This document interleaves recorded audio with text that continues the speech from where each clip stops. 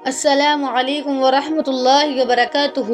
حضرت ابو ہریرہ رضی اللہ تعالی عنہ روایت کرتے ہیں کہ رسول کریم صلی اللہ علیہ وسلم نے فرمایا، قیامت اس وقت تک قائم نہیں ہوگی جب تک کہ دو بڑے گروہ آپس میں نہ لڑیں گے اور ان دونوں گروہوں کے درمیان زبردست قتل و قتال نہ ہوگا اور ان دونوں کا ایک ہی دعویٰ ہوگا، اور قیامت اس وقت تک قائم نہیں ہوگی جب تک بڑے زبردست مکار، فریبی اور فساد لوگ پیدا نہ ہو جائیں گے جو خدا اور رسول پر جھوٹ بولیں گے، اور ان کی تعداد 30 کے قریب ہوگی، اور ان میں سے ہر ایک کا یہ دعویٰ ہوگا کہ وہ خدا کا رسول ہے، اور قیامت اس وقت تک قائم نہیں ہوگی جب تک علم نہ اٹھا لیا جائے گا، اور قیامت اس وقت تک قائم نہیں ہوگی جب تک زلزلوں کی کثرت نہ ہو جائے گی، زمانہ قریب نہ ہو جائے گا،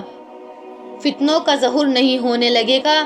حرج یعنی لوٹ مار کے قتل و قتال میں اضافہ نہ ہو جائے گا، اور قیامت اس وقت تک قائم نہیں ہوگی جب تک کہ تمہارے پاس مال و دولت کی اتنی کثرت نہیں ہو جائے گی کہ مالدار شخص خیرات لینے والے کی وجہ سے خلق و پریشانی میں مبتلا ہو جائے، اور یہاں تک کہ وہ مالدار جس شخص کو صدقہ و خیرات دینے والا سمجھ کر اس کے سامنے صدقہ خیرات کا مال پیش کرے گا، غنائے قلبی کی سبب یا مالدار یا خود مالدار ہونے کی وجہ سے یہ کہے گا کہ مجھے تمہارے اس صدقے خیرات کی ضرورت نہیں ہے،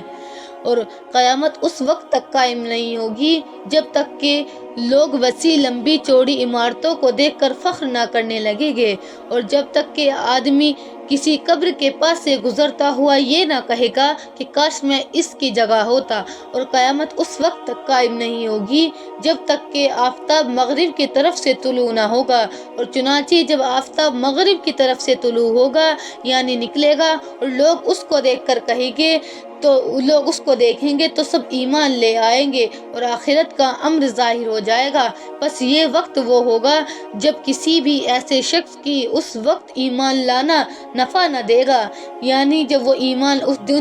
اگر وہ اس دن سے پہلے ایمان لے آتے تو ان کا ایمان قبول ہو جاتا، اور انہوں نے جس دن ایمان لے آئے یعنی آفتاب جس دن مغرب کی طرف سے طلوع ہوگا قیامت کے دن تو ایمان لے آئیں گے تو ان کا وہ ایمان لانا کوئی نفع نہ دے گا،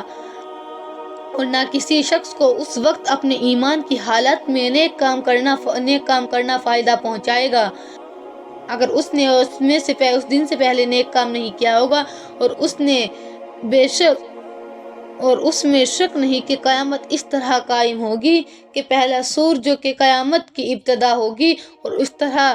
طرح اچانک پھونکا جائے گا کہ دو شخصوں نے اپنا کپڑا خرید و فروخت کے لیے کھول رکھا ہوگا اور نہ کہ اس کی خرید و فروخت کر چکے گے اور نہ اس کو لپیٹ کر رکھ سکے ہوگے، اسی حالت میں قیامت آ جائے گی، اور بلا شبہ قیامت اس طرح قائم ہوگی کہ ایک شخص اپنی اونٹنی کے دودھ کے ساتھ واپس آیا ہوگا، یعنی اونٹنی کا دودھ لے کر اپنے گھر آیا ہوگا اور دودھ کو پینے نہ پائے گا کہ قیامت آ جائے گی، اور بلا شبہ قیامت اس طرح قائم ہوگی کہ ایک شخص اپنے حوض کو لیپتا پوتا ہوگا، یعنی اپنے جانوروں کو پانی پلانے کے لیے کوئی کنڈو وغیرہ بناتا اس کو درست کرتا ہوگا اور اپنے جانوروں کو اس حوض سے پانی نہ پلا پائے گا کہ قیامت آ جائے گی، اور بلا شبہ قیامت اس طرح قائم ہوگی کہ ایک شخص نے منہ میں رکھنے کے لیے نوالا اٹھایا ہوگا اور اس لقمے کو کھانے نہ پائے گا کہ قیامت قائم ہو جائے گی۔